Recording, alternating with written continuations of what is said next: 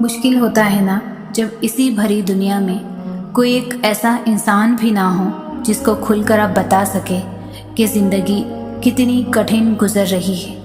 لیکن کوئی بات نہیں، اگر ایسا نہیں ہے تو کیا ہوا، اللہ تو ہے نا، اور ہمارا اللہ سے بہتر کوئی اور دوست نہیں ہو سکتا جو ہماری ہر اذیت کو جانتا ہے، لیکن پھر بھی ہماری دکھ بھری باتیں سنتا ہے اور پھر ہمیں اس کا جواب بھی دیتا ہے۔ کبھی قرآن پاک میں کسی آیت سے، کبھی کسی کے واٹس ایپ کے اسٹیٹس کے ذریعے، تو کبھی فیس بک پر کسی پوسٹ کے ذریعے، کبھی کسی انسان کے ذریعے، جو ہماری نظروں کے سامنے ہمارے جواب اچانک سے ملتے ہیں نا، یہ ایسے ہی سامنے نہیں آ جاتے، یہ تو ہمارے لیے اللہ کی طرف سے جواب ہوتے ہیں، اور اس سے بڑھ کر خوشی اور کیا ہوگی۔ اللہ پاک ہمیں سنتا ہے، وہ اللہ پاک جو خالق قدرت ہے، جس نے یہ خوبصورت دنیا بنائی، اور بے شک وہ اس دنیا کا مالک ہے۔ تو سوچئے، وہ اتنی بڑی دنیا کا مالک ہو کر ہم سب کی سنتا ہے، تو ہمیں بھی چاہیے ہم اس کی سنیں۔ وہ ہمارے لیے جو بھی فیصلہ کرتا ہے، یقیناً وہ ہمارے لیے بہتر ہوتا ہے۔ تو پھر سونپ دو خود کو خدا کے حوالے، وہ جو بھی کرے گا بہترین کرے گا۔ اللہ کی رضا کو اپنی رضا بنا دو، پھر وہ تمہیں وہ دے گا جو تمہاری رضا ہوگی۔ بس اس کے رنگ میں رنگ جاؤ، پھر تمہیں دنیا کے رنگ پسند نہیں آئیں گے۔ صبر کا گھونٹ کڑوا ضرور ہو سکتا ہے، لیکن اس کے بعد کتنی آسانیاں ہیں تم سوچ بھی نہیں سکتے۔ صبر کرنا بہت مشکل ہے، پر جب صبر آ جاتا ہے تب بڑے سے بڑا نقصان بھی نقصان نہیں لگتا، کوئی مشکل نہیں لگتی، اور تب ہم صرف یہ کہتے ہو کوئی بات نہیں، جو ہو رہا ہے اس میں اللہ کی مصلحت ہوگی۔ مجھے اللہ تعالیٰ کے لیے صبر کرنا ہے، وہ ہمیشہ میرے ساتھ ہے، وہ سب صحیح کر دے گا۔ اس لیے خود کو خدا کی رضا میں راضی رکھو اور راضی ہونے کی کوشش کرو۔ اپنے آپ کو سمجھاؤ، اپنے دل کو کہو ضد نہ کریں۔ مقدر لکھنے والے سے ضد نہیں کرتے، اس کا فیصلہ تمہاری خواہش سے زیادہ بہترین ہے۔ وہ میری ذات سے ناواقف نہیں ہے، وہ جانتا ہے کون سا دکھ میں نے آنسوؤں میں بہا دیا اور کون سے دکھ کو خود میں ضبط کر لیا۔ اس نے دیکھا ہے میرے دل کا ہزاروں ٹکڑوں میں ٹوٹ کر بکھر جانا۔ وہ بھولا نہیں ہے، میری دعائیں سنی جا چکی ہے، میرے صبر کا صلہ لکھا جا چکا ہے۔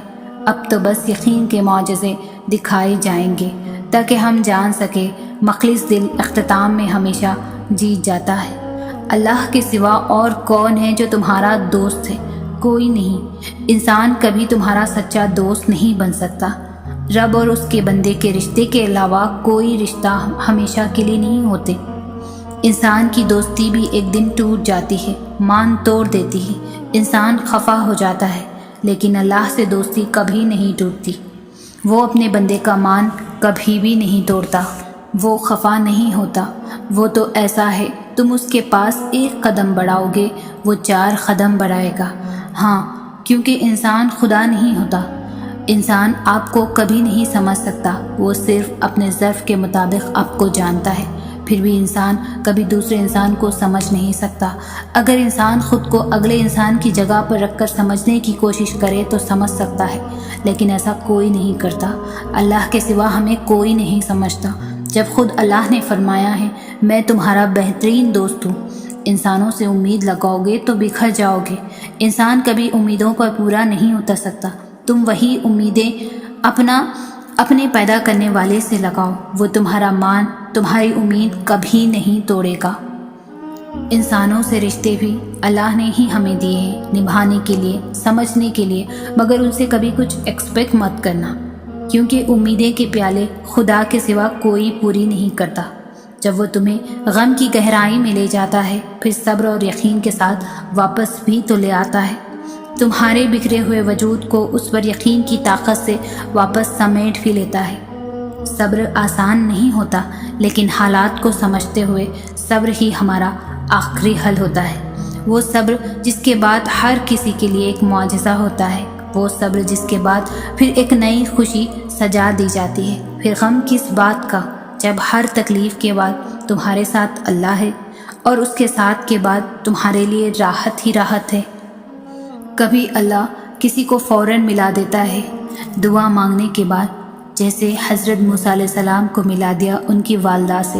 کبھی سالوں لگ جاتے ہیں دعا کی قبولیت میں، جیسے حضرت یوسف کو اپنے والد سے۔ کبھی ایسا بھی ہوتا ہے کہ دعا قبول بھی نہیں ہوتی، جیسے حضرت نوح علیہ السلام کے اپنے بیٹے کے لیے جو دعائیں قبولیت کا درجہ نہیں پاتی۔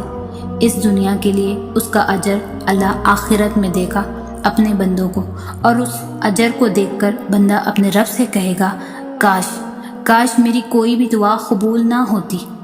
آپ کو آپ کے رب سے زیادہ کوئی بھی نہیں چاہ سکتا۔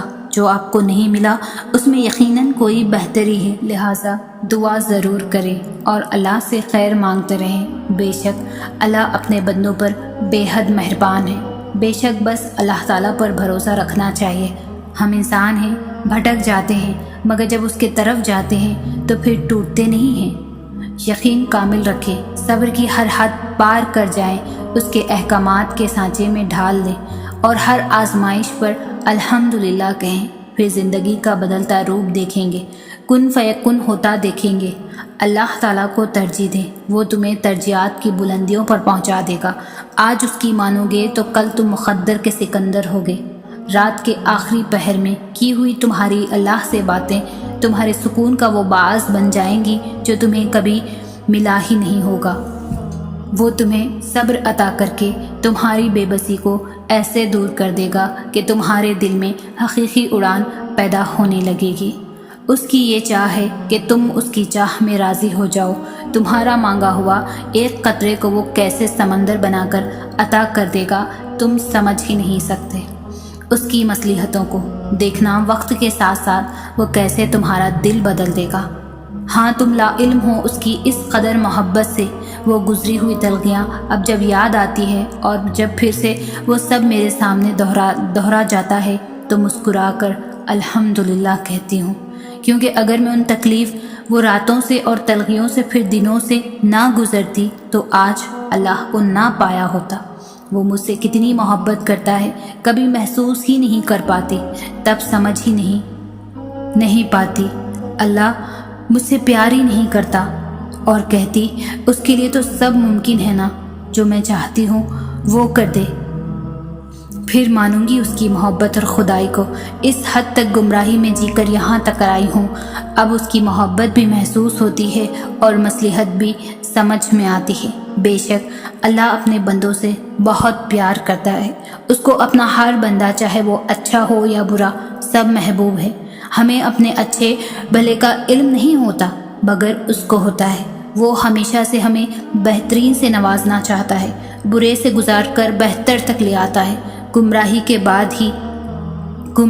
بعد ہی صحیح، مگر اب جب وہ سب سوچتی ہوں تو اللہ کی مصلحتوں میں چھپی رحمت اور محبت نظر آتی ہے۔